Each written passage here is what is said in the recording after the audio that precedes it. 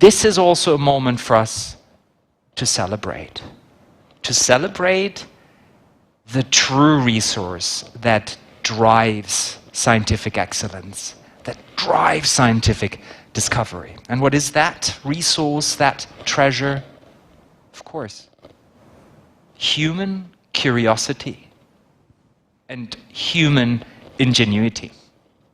It is the passion for science. And we will now hear from somebody who definitely has that passion.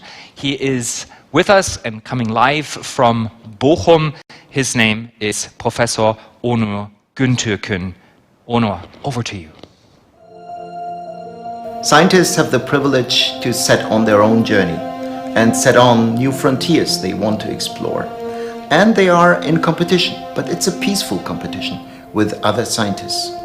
But the job of being a scientist also has its difficulties. All the long nights, all the difficulties when something that you planned didn't work, all of that is the hardship of science.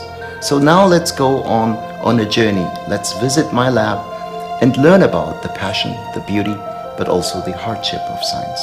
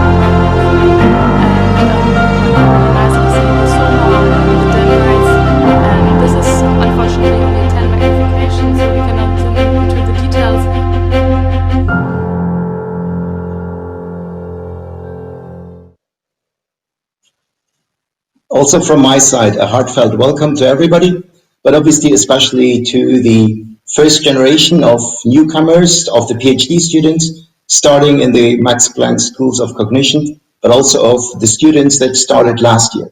Welcome to everybody.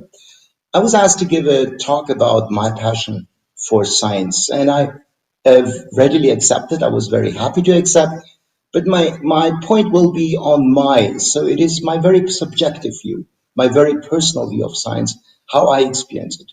And since this starts with a very personal view, I will start in the classic way of an old man saying, when I was 20. Yes, when I was 20, I was looking out for a diploma thesis, and there was one professor in the faculty where I was studying, and I admired this guy, and I admired his science, I admired his whole habits and everything. So I went to him and asked him whether I could conduct my diploma thesis in his lab. He was happy to accept. So we sat there in his office and were discussing about all kinds of different things that could be done. And in the end, we found something that both of us found very interesting. So I was just leaving his office when he said, look, when you really want to have a very good introduction into your topic, I would recommend that there is a diploma thesis that you could borrow in our library. And that's from a student who did something similar, overlapping, about 2 years ago. And that could be a good introduction. I said, great. So I went to the library, borrowed this diploma thesis, drove back to my student dorm. And there in the basement, we had a Xerox machine. And then I started to read this thesis. And in parallel, I was Xeroxing it. That took about 2 hours. In these 2 hours, my life changed. In these 2 hours, I suddenly realized that I wanted to become a brain researcher. The term neuroscientist wasn't coined then. And I was yearning to become one, and I was sad that by the little prospect of being successful in that. And this passion that developed in these 2 hours never left me. I'm much more professional, obviously, than I was when I was 20. I know much more than I knew with 20, and still I don't know enough. But amazingly, I look inside and realize passion never ceased. It is still the very same.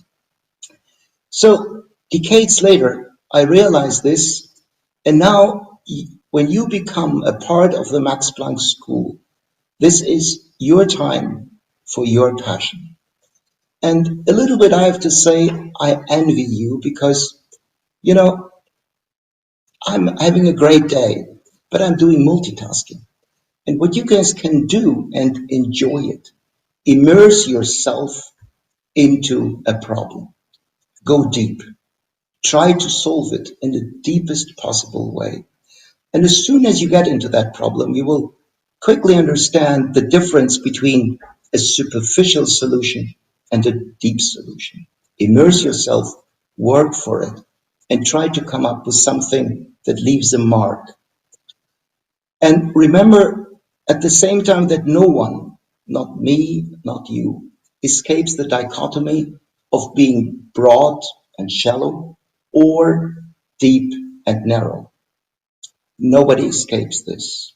Some of us achieve a certain kind of broadness with a respectable depth, but also they uh, are, are in this dichotomy that we all feel. Find your own solution for that. Find your own depth and your own breadth that suits you and that makes you happy. This is, I think, the most important thing that you can do. Find your own way of doing it. And there is something that I would like to also say about it, and that also was talked about in the podiums discussion that we just had. There is science and the problem that you try to solve, but there is also the lab culture, the social environment in which you're embedded. It took years for me, maybe I'm a bit limited in that, but it really took many years for me to realize that at least a part of the group with which I started my PhD is still with me. So I got older together with them, and the same possibly will happen to you. So try to establish a horizontal network of people that are to the left and to the right when you look around, and that are part of the cohort, but also part of the lab in which you will become to be a member. So that means there is a horizontal network that you should establish, and that then will be with you for the rest of your life. And the Max Planck schools give you unprecedented possibilities to also establish a vertical network with important scientists in your field with whom you can communicate, whom you can visit, whom you can meet at meetings. This vertical network is also an important part of your social surrounding. Be aware of it, foster it. And then there is something that also was mentioned a little bit in passing during the group discussion. Create a lab culture that is positive. Remember the insight of ethologists that study chimps and bonobos, not the bullying alpha apes foster the largest number of kids, but the friendliest. So learn from ethologists, create or be part of a lab culture where this is changed. Now, talking about all the brilliance aspect of science and all the beauty of science and the passion of science is not enough, because that would only be looking through the pink glasses. There are dark sides of science, and I think it is my responsibility to also talk about that. The dark sides of science usually come with a competition that you will be part of. You already competed to become a member of the Max Planck School, and this competition will be with you as long as you stay in science. I am competing as you compete, maybe not for the same, but I compete. So competition is the DNA of the life as a scientist. You will compete for positions, you will compete for slots in cherished journals, you will compete for grants, as I do. I compete for the best PhD students, the best postdocs. You compete for the best positions, but there is competition. And remember, there's always somebody who's smarter than you, who's more hardworking than you, who's more lucky than you. All of that can happen. As a result, science, unfortunately, is not a 9-to-5 job. Science is also not a profession where you can simply say, I'm not opening my laptop during the weekends. Unfortunately, at least for the majority of us, this is not possible. So you will say, isn't that too hard? Yeah, it is hard, but at the same time, it's self-chosen, and it's self-chosen with a certain way of looking for the content that you're striving for. And we all have to find our own balance within this network of our private life and our professional life. Usually the catchword here is a work-life balance. I'm a bit struggling with this term because there obviously is life in work, but obviously there is also life outside work. You should try to find your own balance between this life inside work and life outside work. The benchmark should be your happiness. Are you happy with how you do? 7 days a week and dancing in the evening, if that's something that makes you happy, great. If that doesn't make you happy and you need a different balance, great. Strive to be happy in your job. And in case you think that your balance isn't enough to succeed, always mind a plan B. There is nothing bad with a plan B.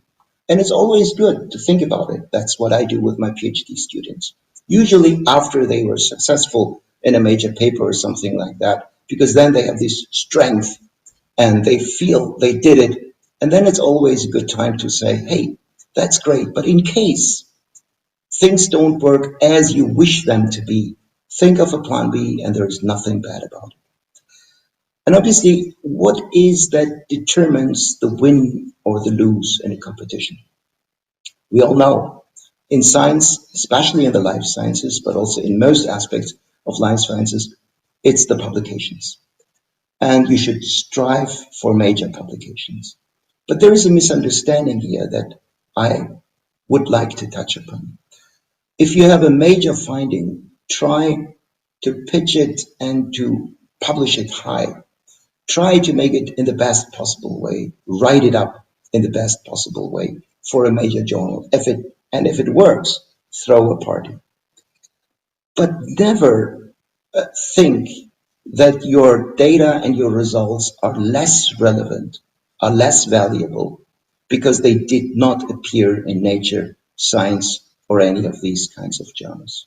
So don't confuse the relevance of your science with the impact factor of the journal. In the end, there are much more important findings than there are slots in these cherished journals. And the majority of discoveries are in what we call normal journals. Always value them and never confuse the value of science and the impact of a journal. In the very end, you are now part of a stream of people that started the quintessentially human quest some millennia ago, the quintessentially human quest to discover the regularities and the workings of the world surrounding us and also the world in us. You're part of this stream now. And looking at this global scale, you sometimes might feel small and irrelevant. You're not. Imagine science, that's the way I do, as a huge, nearly endless canvas. And since thousands of years, scientists draw their strokes with little thin brushes, their insights on this canvas. Sometimes these strokes are deleted because they were utterly wrong. Majority of strokes are slightly modified with new insights, but we all contribute. You contribute with your PhD. I contribute with my daily work to this picture that is slowly emerging on the canvas. So you're part of this stream now. And this is a part of the passion for science, to be part of that. Draw your strokes on this canvas. Make your contribution. Be happy with it. Be proud of it. And thank you for your attention.